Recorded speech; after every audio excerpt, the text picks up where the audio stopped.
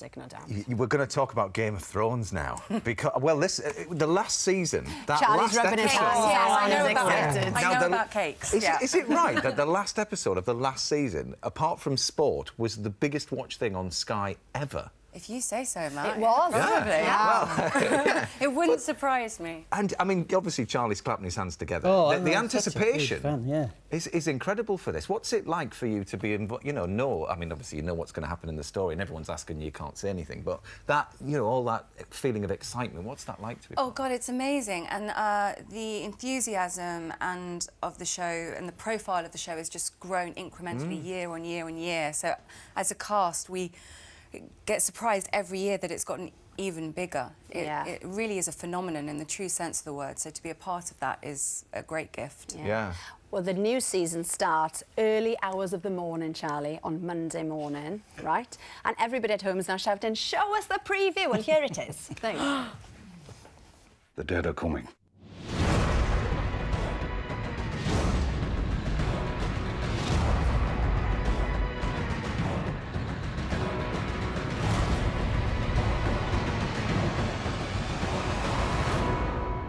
Dragons do not do well in captivity. How do you know this? That's what I do. I drink, and I know things. Wow. That's wet your whistle there, Charlie. Oh, yeah. Were you one of those that started at the very beginning, or have you sort of got on board since then? No, I had to have, like, started at the very hours of beginning, watching? and in fact, my kid has read all the books. Ah. So, it's funny because you get all this stuff about, no spoilers, but you can just read the books. He's perhaps, when he started, he was perhaps a little bit young, but he did enjoy it all. Yeah. So he's 17 now. right. Yeah. So, but now the drama's ahead of the books, isn't This is it? the Because first the author's season. been consulted. And they have deviated in terms we have slightly. You've done very well to survive this. You must be one of the Touch very wood. few from that. Well, this is it, Natalie. Are you like, because we've had members of the cast on before, haven't we? And they keep saying, we don't know what's going to happen because everybody's kept very separate. Nobody knows who's going to die and when. Is that true for you as well? Well, they give you the scripts. You can read the story. Yeah. It's not on the table read day, but you're like, I'm out today.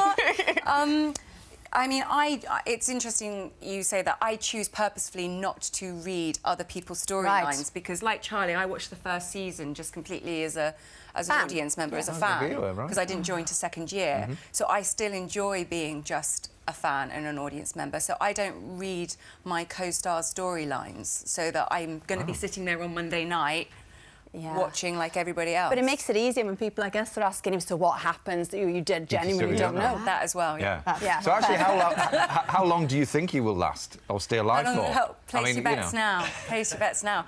I don't know. In the game, it's an occupational hazard in the Game of Thrones. Have you read the books? I haven't. No. Well, listen. So do you know what happens to her character? Do you know? Do you know what happens? I haven't read the book myself. Oh, there you go. All right, that was tense. That was very tense. But he hasn't finished writing them, and the TV series is kind of overtaken. Yeah, there was a big hoo-ha because George delayed the publication of the next book, so as not to spoil the TV show. So the TV show really is going to be uncharted territory, fresh snow. But you've been doing a bit of travelling, haven't you, for this series? So Yes, I get around. Where did you? What beautiful countries did you visit for this? Talk locations. Game of Thrones. I've had the privilege of Croatia. Oh, nice. Quite a lot over the last handful of years. Spain.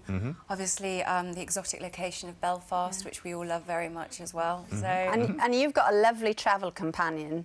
Dame Diana Rigg plays your grandmother, doesn't she? She does, So she's been good company? She's great company. She's what Diana Rigg doesn't know isn't worth knowing. She's got many, many stories to, fill up those nights. I've got this image of the pair of you on like a little bus trip in Croatia, going off and doing a bit of sightseeing. Did that ever happen, or was it all just work? She put her arm through my arm in the foyer of the hotel after work in Spain last summer. She went, "Come on, darling, we're going to get some dinner." I didn't have a choice, and then we just had the most amazing evening and demolished a couple of bottles of wine. It was fantastic. Oh, very nice. And we've got to talk quickly about the Hunger Games, because you were playing this really strong female character, Cressida, and you don't think there's plenty of characters, strong female characters out there. So you, along with your fiancé, have written a film with the woman as a central character called In the Darkness. So give us a brief synopsis of what that's about then. Yeah, so In Darkness is a project, a film project that my other half and I, Anthony Byrne, the director, we co-wrote. It's a contemporary psychological thriller set here in London.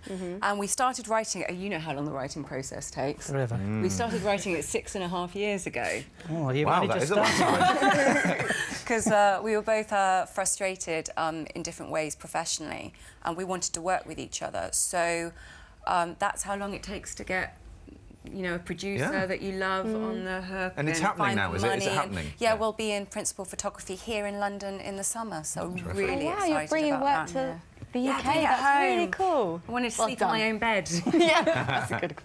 Well, it's just a nod back to Game of Thrones. You can see the full series now with all the twists and turns. That's big box sets and everything like that. But it's kind of hard to tell, isn't it, who the heroes are and who the villains are. But Carrie's been to